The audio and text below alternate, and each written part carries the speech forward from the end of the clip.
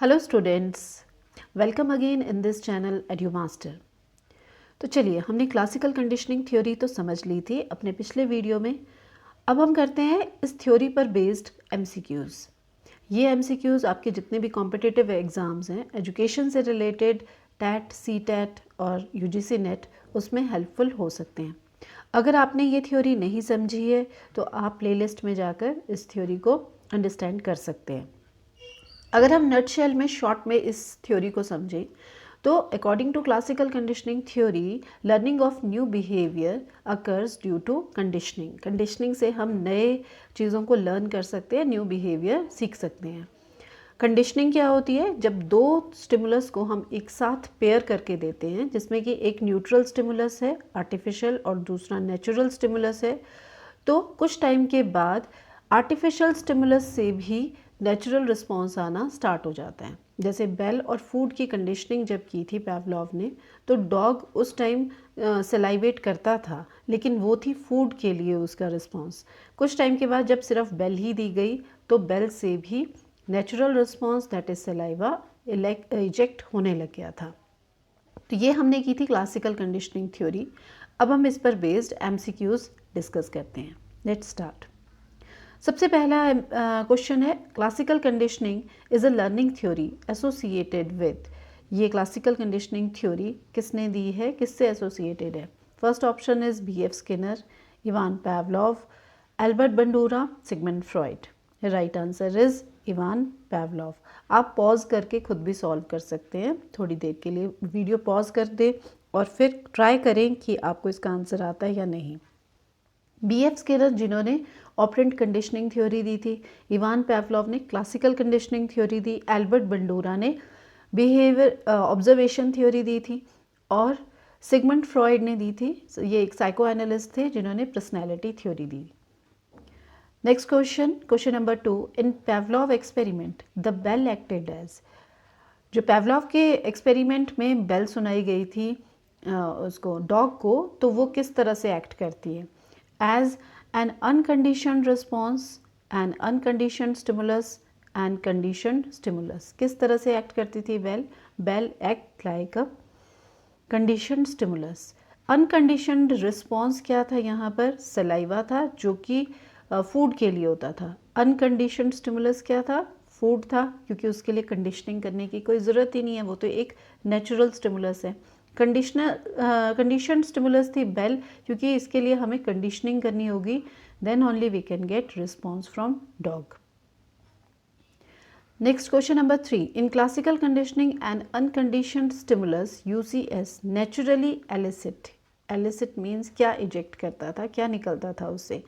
Unconditioned stimulus से क्या निकलेगा? First option unconditioned response, second conditioned stimulus, C option में है conditioned response और D में है neutral stimulus। तो इसका राइट आंसर क्या होगा? राइट आंसर इज, क्योंकि यहाँ पर अनकंडीशन स्टिमुलस क्या है? फूड। फूड था जिसके लिए कोई कंडीशनिंग की ज़रूरत नहीं थी, तो हमने फूड को कहा था अनकंडीशनल स्टिमुलस। तो अनकंडीशन स्टिमुलस से हमेशा क्या निकलता है? अनकंडीशनड रिस्पॉन्स, और जो क्या था? सलाइवा। तो जो सलाइवा है that was uncondition stimulus. So the right answer is A option. Question number 4. A stimulus that initially does not elicit a response but becomes a conditioned stimulus through association is called. वो stimulus जो starting में कोई भी response नहीं दे पा रहा था, लेकिन बाद में उसकी एसोसिएशन जब कर दी गई थी तो वहाँ से रिस्पॉन्स आ रहा था। ऐसा कौन सा स्टिमुलस था? ऐसा स्टिमुलस बेल थी, क्योंकि बेल से पहले तो बेल बजाएंगे तो सलाइवा नहीं निकलेगा, क्योंकि there is no relationship between bell and saliva. लेकिन जब उसकी कंडीशनिंग कर दी गई थी फूड के साथ तो रिस्पॉन्स आ रहा था। तो बेल, यहाँ पर क्वेश्चन ये है कि वो बेल किस तरह का स्टिमुलस हुआ फिर? Unconditioned stimulus, conditioned stimulus, conditioned response और unconditioned response. Right answer is conditioned stimulus. तो वो हुआ वो स्टिमुलस जो कि इनिशियली कोई रिस्पॉन्स एलिसिट नहीं कर रहा था, बट लेटर एसोसिएशन करने पर उससे भी रिस्पॉन्स आना स्टार्ट हो गया था। So the right answer is B option. Next, fifth question. Classical conditioning is a type of learning that focuses on association between. Classical conditioning में दो स्टिमुलस की एसोसिएशन की जाती है, that is why this theory is also known as learning through association. ये associative theory में आती है। तो वो जो दो चीज़ों की एसोसिएशन होती है वो क्या है? ऑप्शन है a response and its consequences, B option a stimulus and a volunteer behaviour, C a neutral stimulus and an unconditioned stimulus, and D an observer and a model's behaviour. Right answer इसका क्या होगा? क्योंकि यहाँ पर दो stimulus की pairing की गई थी और वो दो स्टिमुलस कौन से थे? एक था neutral stimulus and second one was uncondition stimulus. Neutral stimulus artificial stimulus है बेल, अनकंडीशन स्टिमुलस है फूड। तो right answer is C option. Next question, the term stimulus generalization in classical conditioning refers to. हमने principles में discuss किए थे, यहाँ पर stimulus generalisation एक प्रिंसिपल आया था, वो क्या चीज़ है? First option, the weakening of condition response over time. Time के साथ साथ जो कंडीशन रिस्पॉन्स है वो वीक हो जाता है, उसे कहते हैं। B option, the tendency to respond to stimuli similar to the condition stimuli. तो जो सिमिलर है कंडीशन स्टिमुलस से, वैसे स्टिमुलस को रिस्पॉन्ड देना क्या जनरलाइजेशन है। C, the process of extinguishing a condition response, condition response धीरे धीरे खत्म हो जाता है, वो है। या फिर D option, the ability to discriminate between different condition stimuli, दो स्टिमुलस के बीच में डिस्क्रिमिनेट करने की एबिलिटी को कहेंगे। राइट ऑप्शन इसमें क्या होगी? Right option is B, tendency to respond to stimuli similar to the condition stimulus. ऐसा कोई स्टिमुलस जो कि हमें नया मिला है लेकिन वो सिमिलर है प्रीवियस स्टिमुलस के। हमने सी एस क्या था? कंडीशन स्टिमुलस से कोई भी इंडिविजुअल ने रिस्पॉन्स देना वो सीख गया था, कंडीशन रिस्पॉन्स। और इस सी एस से मिलता जुलता अगर फिर से उसे कोई स्टिमुलस मिलेगा, इससे सिमिलर ही है, बेल के सिमिलर दूसरी बेल, तो वो उसके लिए भी अगर सेम रिस्पॉन्स दे रहा है तो इसे हम कहेंगे generalisation. Next question is the process of extinction in classical conditioning occurs. Extinction क्या चीज़ है यहाँ पर ये पूछा गया है। फर्स्ट ऑप्शन है a condition stimulus is paired with an unconditioned stimulus. अगर पेयरिंग कर दी गई है कंडीशन और अनकंडीशन की, क्या हम उसको कहेंगे एक्सटिंक्शन? एक्सटिंक्शन का मतलब है विलुप्त होना। B option, a condition stimulus is repeatedly presented without uncondition stimulus. क्या एक्सटिंक्शन तब होगी जब कंडीशन स्टिमुलस को दिया जाएगा without uncondition stimulus. C option, a condition response is generalize to similar stimuli. D option, a condition response spontaneously recover after a rest period. Right answer इसमें क्या है? This one, B option, a condition stimulus is repeatedly presented without unconditioned stimulus. हम bell तो बजा रहे हैं लेकिन साथ में फूड नहीं दे रहे हैं, तो पहले तो ये होगा कि रिस्पॉन्स आएगा, सलाइवा आएगा बेल के लिए भी, वही तो कंडीशनिंग हुई। लेकिन अगर रिपीटेडली यही होता रहा कि फूड ही नहीं दे रहे हैं, हम सिर्फ बेल बजा रहे हैं, यानी कंडीशन स्टिमुलस दिया जा रहा है, तो कुछ टाइम के बाद एक्सटिंक्शन हो जाएगी।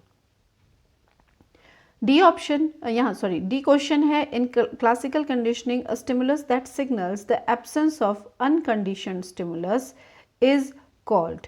यहाँ पर अगर जो वो है स्टिमुलस है कोई भी जिसमें कि एब्सेंस होती है अनकंडीशनड स्टिमुलस की, उसको हम क्या कहेंगे? स्टिमुलस अगर रिस्पॉन्स दे रहा है, स्टिमुलस से ऐसा स्टिमुलस जिससे कि पहले रिस्पॉन्स नहीं आ रहा था लेकिन अब रिस्पॉन्स आ रहा है in the absence of conditioned stimulus की एब्सेंस में भी, तो उसको हम कहते हैं conditioned stimulus. Next is the process of spontaneous recovery in classical conditioning refers to. ये भी एक प्रिंसिपल ही है इस थ्योरी का, स्पॉन्टेनियस रिकवरी। क्या होती है spontaneous recovery? The gradual weakening of condition response over time. B option, the reappearance of conditioned response after a rest period. C, the generalization of conditioned response to a similar stimulus. D, the extinction of conditioned stimulus due to lack of reinforcement. तो इसमें यहाँ पर correct option क्या होगी? B, the reappearance of conditioned response after a rest period. हमने अभी पहले एक क्वेश्चन में किया था एक्सटिंक्शन। एक्सटिंक्शन का मतलब क्या था कि जब रीइंफोर्समेंट नहीं मिलती है या फिर नेचुरल स्टिमुलस या अनकंडीशन स्टिमुलस फूड नहीं मिलेगा और सिर्फ बेली देंगे तो उससे क्या होगा, एक्सटिंक्शन हो जाएगी रिस्पॉन्स की।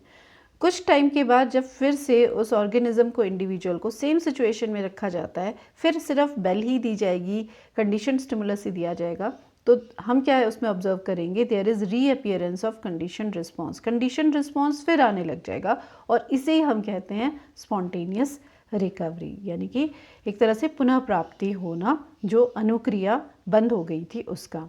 तो ये है spontaneous recovery. Next question, the term condition taste aversion refers to, ये एक कंडीशनिंग का ही केस है। जो कंडीशन टेस्ट एवर्जन है वो कब होगा? A option, the association of taste with an aversive stimulus resulting in avoidance. Aversive है एक तरह से नेगेटिव स्टिमुलस जो हमें मिलता है, which we do not want, इस तरह का जो स्टिमुलस होगा वो। The association of sound with a reflexive response. C, the association of smell with an emotional reaction. D, the association of visual cue with a pleasant outcome. So the correct option is A, association of taste. यहाँ पर taste aversion कहा है। जब भी किसी taste को हम किसी aversive यानी कि negative stimulus के साथ जोड़ देंगे तो वहाँ tendency क्या होगी, avoidance की, कि वो individual उस taste को avoid करना चाहेगा, उस food को avoid करेगा। Question 11. What is the correct term for a situation where a stimulus no longer evokes the conditioned response? जब conditioned response नहीं आ रहा है, बंद हो गया है, आफ्टर कंडीशनिंग हो गई थी लेकिन फिर भी अब बंद हो गया है कंडीशन रिस्पॉन्स आना, उस सिचुएशन को हम क्या कहेंगे? क्या वो जनरलाइजेशन है, डिस्क्रिमिनेशन है या एक्सटिंक्शन है? Correct answer is C, extinction. Extinction मतलब विलोपन, विलुप्त हो गया कंडीशन रिस्पॉन्स, अब नहीं आ रहा है। ऐसा कब होता है? जब सिर्फ कंडीशन स्टिमुलस ही दे रहे हैं तो फिर रिस्पॉन्स आ रहा था कंडीशन रिस्पॉन्स, लेकिन रिपीटेडली अगर यही हो रहा है और यूसीएस नहीं मिल रहा है, फूड नहीं मिल रहा है, तो धीरे धीरे क्या होगा कि ये आना भी यहाँ पर बंद हो जाएगा। Question 12. The conditioned response is elicited by similar stimuli to the conditioned stimulus. अब कंडीशन जो रिस्पॉन्स है वो सिमिलर स्टिमुलाई के लिए भी हो रहा है, कंडीशन स्टिमुलस की तरह एक सिमिलर है। अभी ये थोड़ी देर पहले भी हमने किया था, तो इसको हम क्या कहेंगे? क्या ये डिस्क्रिमिनेशन हुआ, एक्सटिंक्शन हुआ, स्पॉन्टेनियस रिकवरी है या स्टिमुलस जनरलाइजेशन है? करेक्ट ऑप्शन इसमें क्या होगी?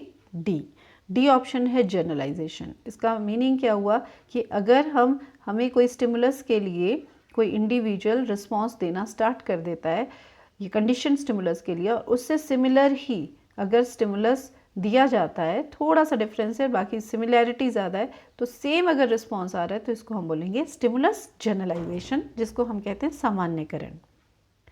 Next, in higher order conditioning a new condition stimulus is created. Higher order conditioning की बात की है। हायर ऑर्डर कंडीशनिंग का मतलब क्या होता है कि एक बार कंडीशनिंग हो गई है, जैसे कि बेल के लिए कंडीशनिंग हो गई, रिस्पॉन्स आना स्टार्ट हो गया। पहले तो बेल के लिए भी नहीं आ रहा था, बेल की कंडीशनिंग हुई थी with the help of food. अब बेल की होगी कंडीशनिंग, अब उससे भी हायर लेवल पे जाएंगे तो उसमें क्या होगा? First option, pairing an existing condition stimulus with a new condition stimulus. Condition stimulus की पेयरिंग होती है अनकंडीशन स्टिमुलस से, ये तो सिर्फ जो नॉर्मल कंडीशनिंग है उसमें होता है। Presenting the uncondition stimulus before the condition stimulus, uncondition stimulus को दिया जाएगा कंडीशन स्टिमुलस से, ऐसा नहीं होगा। Repeatedly presenting the condition stimulus without uncondition stimulus, अगर हम कंडीशन स्टिमुलस को ही देंगे यूसीएस के बिना तो वो तो उससे क्या होगा, उससे तो एक्सटिंक्शन हो जाएगा, हायर ऑर्डर कंडीशनिंग नहीं होगी। डी ऑप्शन है conditioning a neutral stimulus with an already conditioned stimulus. This one is the right answer. Condition stimulus की कंडीशनिंग हो गई थी, बेल के साथ रिस्पॉन्स सेलाइवेशन आने लग गया था, अब हम फिर से कोई आर्टिफिशियल स्टिमुलस लेंगे। फॉर एग्जांपल यहाँ पर हम लाइट ले सकते हैं, तो अगर हम लाइट को भी फ्लैश कर रहे हैं कंडीशन स्टिमुलस बेल के साथ साथ, तो उसके लिए भी एक टाइम ऐसा होएगा कि उसके से भी रिस्पॉन्स आना स्टार्ट हो जाएगा। सिर्फ लाइट से ही जब रिस्पॉन्स आने लग जाएगा in the absence of bell and food, तो इसको हम कहते हैं हायर ऑर्डर कंडीशनिंग। ठीक है, तो यहाँ पर आई होप ये समझ गए होंगे आप इसको। अब इसके बाद लास्ट क्वेश्चन है, question number 14, the process of classical conditioning is best explain by which psychological perspective. ये कौन सी कैटेगरी में आता है? हमने एक वीडियो भी किया था उसमें, जिसमें हमने डिफरेंट वो बताई थी, कैटेगरीज बताई थी, जिनमें ये जितनी भी लर्निंग थ्योरीज है ये क्लासीफाई होती है। तो जो क्लासिकल कंडीशनिंग थ्योरी है ये कौन सी किस कैटेगरी के अंडर आती है? क्या ये बिहेवियरिज्म में आती है, कोग्निटिव साइकोलॉजी में आती है, ह्यूमनिज्म में आती है, या साइकोडायनेमिक थ्योरी है? Correct answer is behaviourism. Behaviourist theory है ये। बिहेवियरिस्ट थ्योरी कौन सी होती है? जिनका मानना ये है कि लर्निंग रिफ्लेक्ट होती है बिहेवियर में, and there is formation of bond between stimulus and response. Response में नज़र आएगा हमारा जो भी मॉडिफिकेशन बिहेवियर में हो रहा है, that can be reflected in through response. तो ये हमने आज कुछ किए MCQs। अगले वीडियो में हम कोई नई थ्योरी लेंगे जिस पर हम फिर से MCQs की प्रैक्टिस करेंगे। Thank you for watching this video.